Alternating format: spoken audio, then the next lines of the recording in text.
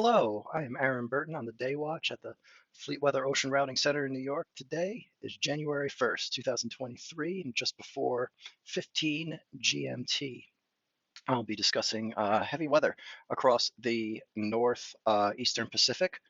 And so let's get right into it. The main feature that we are going to be discussing right now is a complex gale, large complex gale centered in the northern Gulf of Alaska, just off the primary center, just off of the Alaskan Peninsula, right here. Um, we have also a partially occluded front here, and then a cold front extending southward. Displaced several hundred miles from the center of the system. So it's a pretty big system.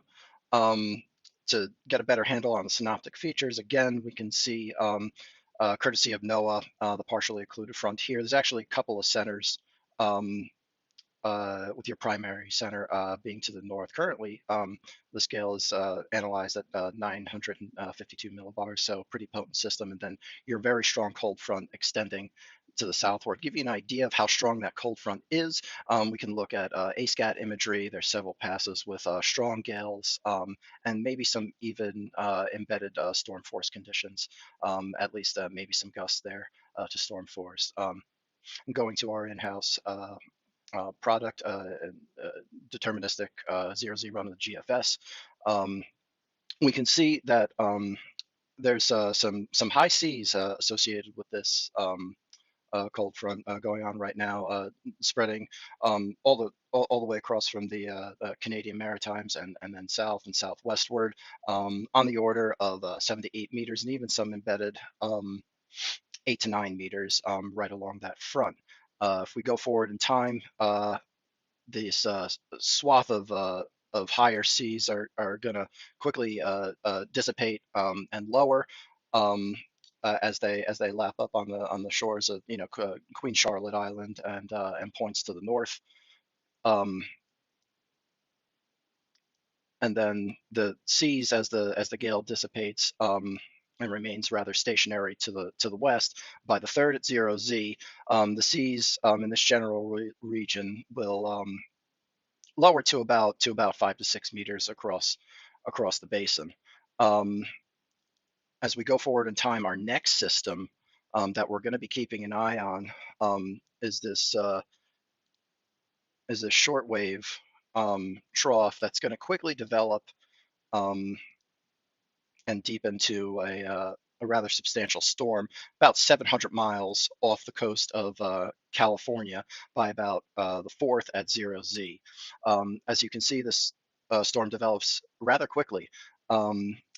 And in the southern sector, we have very high to even phenomenal seas and associated storm force winds there, and maybe even some gusts approaching hurricane force. So definitely a potent system. As we go forward in time, we'll see, by the 5th, the system remains rather stationary, with still very high to even phenomenal seas in the southern sector. Um, and the system slowly lifts northward, and gradually dissipates, and then wraps into the semi-permanent complex circulation um, over the Gulf of Alaska there. Um, and so that's really the story. The models are in fairly good agreement as we go to the ensemble products here. You can see there's pretty good agreement on the Canadian ensembles here, um, with the low centers, possible low centers from each ensemble member being plotted in red here. So not too much spread in terms of location. And if we switch back to the GFS ensembles, we can see pretty much the same thing. Really good agreement with those low centers, and so we do expect this system to form, um, as discussed on the 4th, um, and produce probably something close to these conditions that you see here on the map. So definitely, at least smaller ships. exiting westbound off of California and points and ports to the north might even have to hold up and delay their departure for a day or two as this to allow the seas to come down and things to wind down. Please make sure you subscribe to our channel and follow us on LinkedIn to receive all the latest weather and routing news. Once again, this is Aaron Burton from the Fleetweather Ocean Routing Center. Stay connected and safe.